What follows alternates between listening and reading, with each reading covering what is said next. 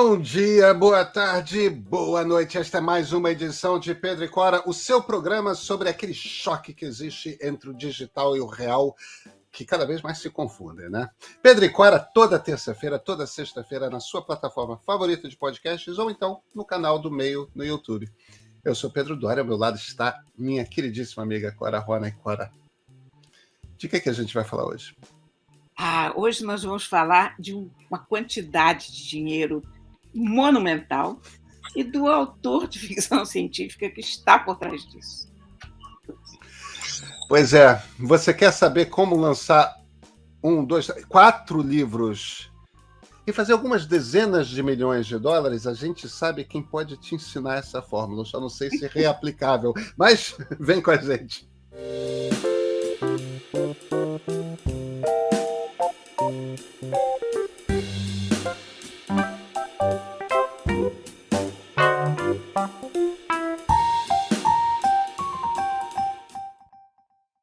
Cora Roney, Brandon Sanderson, quem é? Pois é, olha, eu não sabia. Até outro dia sendo, 10 dias atrás, eu não tinha ideia quem era Brandon Sanderson. Sendo que Brandon Sanderson é um dos escritores de ficção científica e, sobretudo, fantasia mais conhecidos dos Estados Unidos. E eu não sabia quem ele era porque eu não acompanho esse universo. É uma coisa muito curiosa como o mundo da literatura tem esses nichos, né? Você, de repente, não acompanha fantasia, não acompanha ficção científica, ou não acompanha romances, ou... Enfim. Tem um universo, né? Principalmente na literatura comercial, são muitos universos, né? O mundo dos livros é um monte de mundos. Então, eu não sabia quem era Brandon Sanderson. Mas, para você ter ideia de quem era Brandon Sanderson, é o seguinte: ele se propôs, ele abriu um Kickstarter para financiar o novo projeto dele. Acho que vale explicar o que é um Kickstarter. Então, vamos explicar o que é um Kickstarter. O Kickstarter é uma vaquinha que você faz, na verdade, como comprador antecipado de alguma coisa. Você, no caso de um livro, você antecipadamente compra o livro que o escritor vai lançar. Então, com o dinheiro que você paga adiantado pelo livro, ele edita o livro, publica o livro e distribui para as pessoas que apoiaram esse Kickstarter. Bom, Brandon Sanderson, como todo fã, ele, lógico, é um grande escritor, ele é um fã de fantasia também, ele entende esse universo como ninguém, gosta das edições bonitas, de luxo, bem cuidadas, e, enfim, todo aquele universo da fantasia. Então, ele fez uma coisa ousada. Ele abriu um Kickstarter para chegar a $1 milhão em um mês, para fazer edições caprichadíssimas de, olha, repara isso, 4 livros que ele escreveu durante a pandemia, em segredo, 4 romances enormes, 500 páginas cada um. Não escreveu 2.000 páginas. Ele é uma loucura. Quando você vê o cara mostrando aquela pilha de papel, você diz, meu Deus, que produtividade! Você tem vontade de se esconder embaixo da escrivaninha e nunca mais sair, porque você passa a se sentir um animal ocioso diante daquilo. Bom, ele abriu esse Kickstarter, vamos usar $1 milhão, você não vai conseguir. Sabe em quanto está Brandon Sanderson neste momento, faltando 13 dias para chegar até o fim do mês? Temo perguntar quanto? $29.818.057, pagos por 128.363 pessoas. Esse número 3 mudou agora. Eu ia falar 2 e na minha frente mudou, porque eu estou olhando para essa página do Kickstarter, onde os números rodam, feito numa animação. É a maior... Ele é o recordista histórico do Kickstarter, né? Mas assim, por uma margem gigantesca. Ele foi a primeira pessoa a bater $1 milhão, assim, mais rápido. Ele arrecadou uma quantidade de dinheiro. Ele é recordista no Kickstarter por todos os aspectos, sobre todos os aspectos. E eu fico maravilhada que haja tantos leitores no mundo, cara. E que ele tenha conseguido criar uma comunidade com essa força e com esse poder. Ele tem feito lives constantes. O segredo do sucesso do Brandon Sanderson é, primeiro, a literatura dele, porque é uma literatura muito boa, viu? Eu comecei a ler um dos livros dele, estou pelo meio. Eu não gosto do gênero, mas dentro do gênero é muito bom. São histórias muito divertidas. A criatividade dele é inacreditável. Aliás, todo autor de fantasia e de ficção tem uma criatividade fora do comum. Ele cria mundos, universos completamente diferentes do nosso. Uma imaginação louca, muito, muito legal. Mas ele criou uma comunidade. Ele faz muitas lives, ele vai aos encontros de fãs, enfim, ele mantém um contato direto com os leitores que poucos escritores mantêm. Então, quando ele pediu 1 milhão, ele sabia que ele ia conseguir 1 milhão. Ele não imaginava que ele ia chegar a 30 milhões, lógico, ninguém conseguiria imaginar isso. Mas ele conhecia a base dele, e ele sabia que ele podia ir aí. Então, ele está organizando isso da seguinte maneira: são 4 romances. Ninguém sabe ainda o título dos romances, porque ele quer fazer uma surpresa para os leitores. Então, quando os leitores receberem os livros, é que vão saber o título. Ele tem também 8 caixas que ele vai mandar uma coisa. Isso é um projeto para o ano inteiro. Você vai receber um livro a cada trimestre, e você, nos meses em que não recebe livros, você vai receber o que se chama de swag boxes. São aquelas caixas de coisinhas, Sim. sabe? Marcador de página, camiseta, bottom, sticker, whatever, lápis. Eu nem sei o que entra numa swag box dessas, mas eu já sei que haverá uma comemoração por essa quantidade de milhões de dólares, que vai ser um Epic Bookmark. Ou seja, um marcador de páginas épico. Não sei o que quer dizer, não me pergunte o que é um Epic Bookmark, mas, enfim, eu acho uma história extraordinária. E é uma história que faz a gente pensar muito em vários aspectos da relação entre o livro, o autor, os leitores, todo esse universo editorial, porque é lógico que, com esse tamanho de produção, com essa quantidade de leitores, o Sanderson já criou uma empresa, uma editora. E, olha, tem muita editora que, em muitos anos, não vendeu tanto quanto esse cara já vendeu. Ele, nesse momento, ele fez uma live por esses dias, dizendo que, por conta do sucesso do Kickstarter, ele vai pagar as despesas de alfândega dos assinantes internacionais. E não é pouca coisa, porque o livro, no Brasil, por exemplo, o livro não paga imposto, mas essas swag boxes podem cair na alfândega, né? Então, isso é uma economia real para os leitores. Mas ele está com um esquema editorial já todo montado. Ele está estudando, inclusive, coedições, quer dizer, regionais, digamos, na Austrália, fazer uma parceria com alguma editora ou qualquer coisa assim, para publicar lá com uma gráfica, para não ter que carregar não sei quantos milhares de livros através dos oceanos, se imprimir lá. Uma coisa que faz sentido. Enfim, eu achei muito curioso, porque eu tomei conhecimento da história do Brandon Sanderson no New York Times, numa matéria do New York Times, quando ele bateu 1 milhão mais rápido do que todo mundo. Quer dizer, era um Kickstarter ainda fraquinho, de 10 milhões de dólares, uma bobagem. Fiquei chocada com os comentários dos leitores. porque o que você percebia ali não era entusiasmo, era ressentimento. Então, pessoas dizendo, eu publico meus próprios livros, ninguém precisa de $1 milhão para publicar.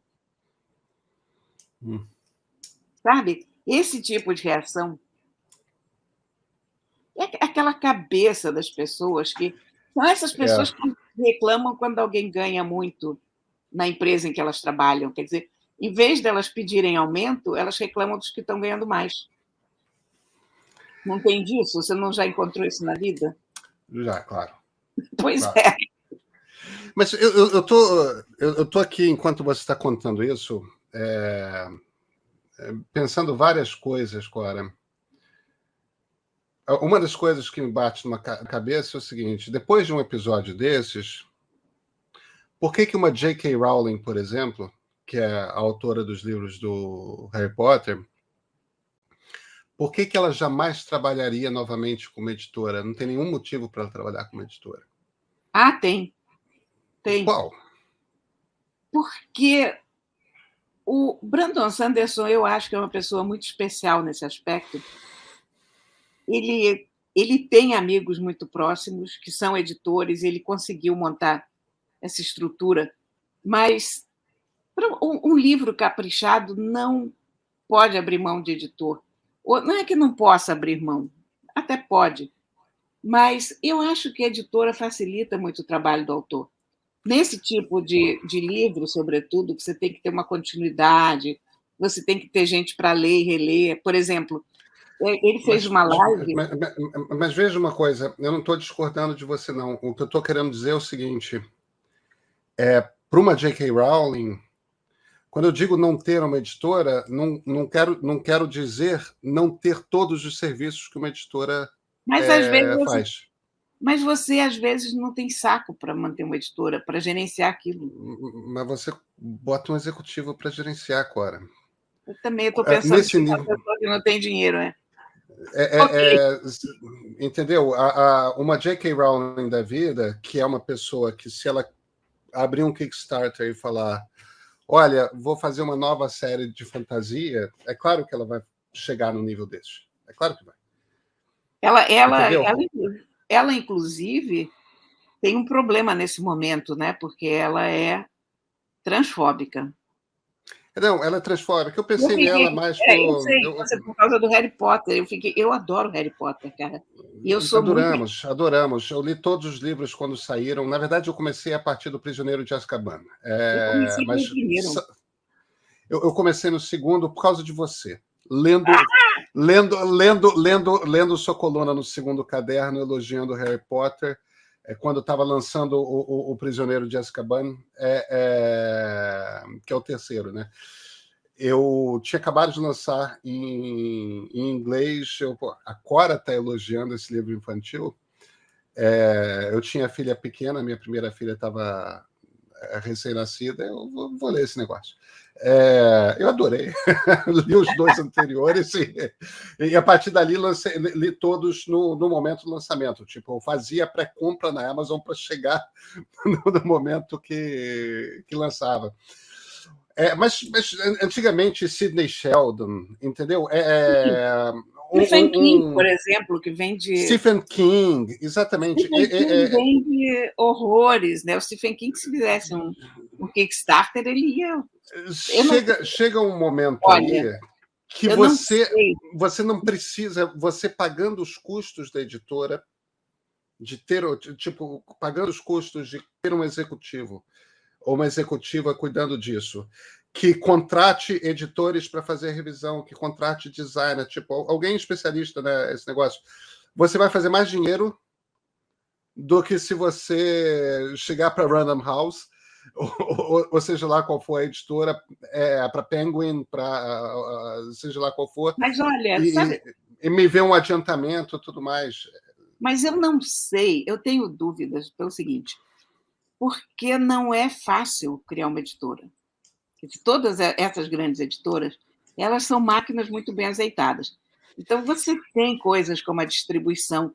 O caso do Sanderson, você tem um Kickstarter, com essa quantidade de pessoas, evidentemente, a gente não está falando de livro em livraria, a gente está falando de um livro que já tem um endereço certo, mas imagina a estratégia logística para você embalar e distribuir 128.377, nesse momento, exemplares e pacotes e não sei mais o quê.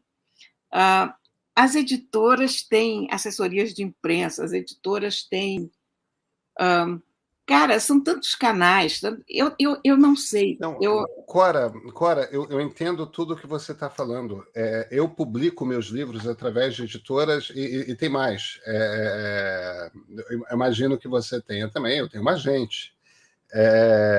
Tipo, eu passo pela Luciana Vilas Boas sempre, tem uma ideia de um livro assim, e a Luciana é minha ídola, porque ela resolve tudo, arranja contrato, orienta sobre qual é a melhor editora. Quer dizer, eu tenho um imenso respeito por essa estrutura toda.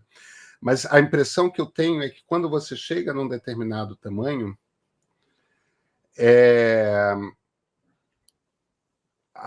hoje em dia a editora é você. Eu acho, esse caso do Brandon Sanderson me deu muito o que pensar. Mas sabe que a gente tem um caso brasileiro, proporção evidentemente menor, mas eu fiz uma entrevista uma vez com um autor chamado Eduardo Spohr. É um ótimo autor de fantasia, sabe quem é? Eu sei quem é. Ele tinha self-published, autopublicado, vários livros. Ele tinha um livro que ele já estava na casa de 5.000 exemplares. E as editoras não queriam pegar. Ele buscava editora e não conseguia. Porque as editoras diziam que não, esse campo não... Fantasia, não... Para você ver, né? Tolkien vende mal, né? Olha, finalmente ele fechou o contrato com a Record naquela época e continua desde então com a Record. Eu acho que ele, por exemplo, é uma pessoa que poderia se autopublicar tranquilamente. E eu acho que são caminhos diferentes. Eu também tenho o seguinte, que quando você vende nesse tamanho, você não trabalha mais nessa faixa de 10% que o autor comum tem. Você passa por um percentual mais elevado. Então, você já ganha mais. E eu não sei, eu continuo achando, quer dizer, que você escrever o livro, entregar o livro e deixar que alguém se preocupe com o resto é mais razoável para um escritor. Você não é mais razoável, é mais sensato, porque aí o cara se dedica apenas a escrever. Olha, eu entendo o que você está dizendo, talvez seja uma diferença de personalidade. Eu certamente, imagina, eu escrevo um livro de história do Brasil, o Brasil tem um mercado pequeno de leitores, e isso certamente nunca acontecerá comigo. Isto posto... Se eu fosse um autor de fantasia que tivesse centenas de milhares dezenas de milhares mesmo que fosse de leitores, eu certamente partiria para uma coisa, eu vou fazer o próprio, porque eu acho que é mais gratificante, você tem maior controle, você tem controle sobre o que você quer ter controle e as outras coisas você terceiriza. Olha, eu acho que isso vai ser um caminho.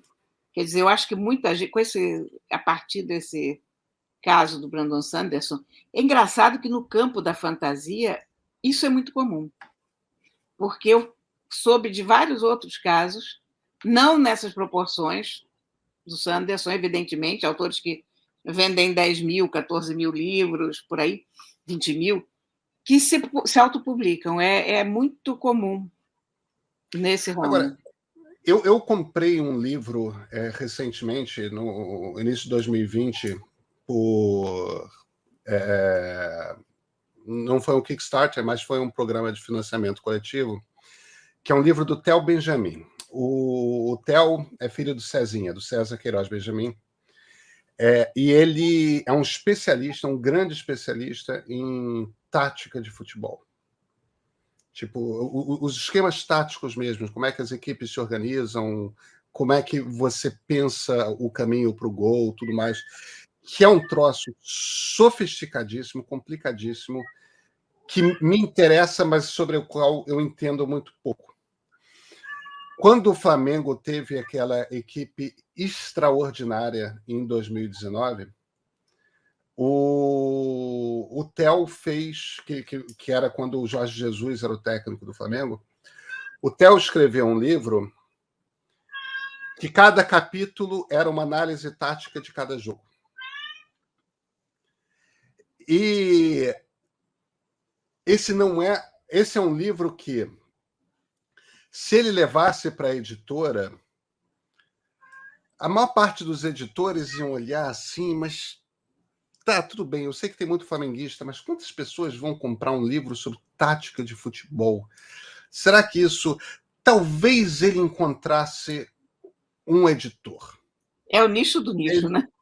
Ele não ia fazer um centavo com o livro se ele encontrasse um editor. O editor ia fazer dinheiro e ele ter o prazer de ter um livro publicado. Ele autopublicou usando uma plataforma de financiamento coletivo, e acho que foi a Benfeitoria, não tenho certeza, mas uma das plataformas brasileiras, e eu fui um dos compradores, e ganhei camiseta, ganhei tudo mais, tal. Teve live com o Theo, teve um monte de coisa, e o livro super bem acabado. Eu li o livro não, tipo, evidentemente revisado, entendeu? Sim, mas o pai dele é um tremendo editor. O pai dele é um tremendo editor, você tem toda a razão. Ele não está chegando de paraquedas. O Cezinha tem uma editora extremamente sofisticada, né? Que é então ele não está chegando... Né? Contraponto. Ele não está chegando de paraquedas. Ele sabe como se faz um livro. Não, você tem toda a razão. Você tem toda a razão. Ele sabe como se faz um livro. Só pegar esse gato, porque o gato jantou. Eu dei uma ração dupla para ver se ele ficava quieto. Ele não fica quieto. Não, para. Chato, ele foge. Bom, tudo bem, deixa ele para lá. Não, o Cezinha é um grande editor, você tem toda a razão. O Cezinha é grande em muitas coisas, né? É uma cabeça extraordinária. Tem a maior admiração. Sou fã. Intelectuais que pensam o Brasil. E olha que ele é um nacionalista desenvolvimentista, ou seja, ele está exatamente do outro lado de onde eu estou. E, no entanto, eu adoro ler as coisas do Cezinha, porque são uma cabeça em funcionamento, né? São sempre bem escritas, claras, e você sempre se surpreende com alguma sacada, com alguma coisa. E o Theo faz... O livro do Theo é uma graça. E eu aprendi imensamente sobre... Sabe quem está com o livro na Benfeitoria?